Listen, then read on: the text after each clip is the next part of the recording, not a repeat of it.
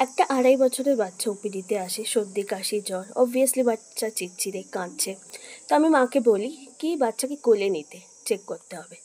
পাশ থেকে একজন রিলেটিভ সাথে সাথে ইনস্টাগ্রামে একটা রিল চালিয়ে দিল, যাতে কি বাচ্চা চুপ হয়ে যায়। হ্যাঁ, আমি জানি আজকাল বেশিরভাগ বাড়িতেই এটা দেখা যায়।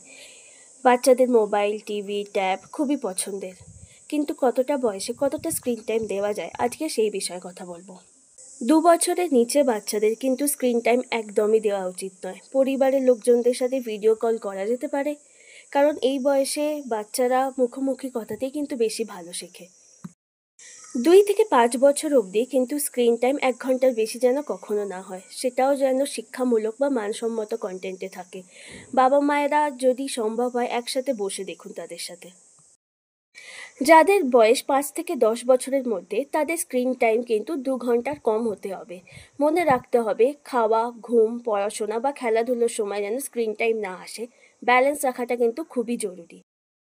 ১০ বছরের উপরে বা যারা অ্যাডোলেসেন্ট, তাদের যে রিক্রিয়েশনাল স্ক্রিন টাইম সেটা যেন ২ ঘন্টার বেশি না হয়।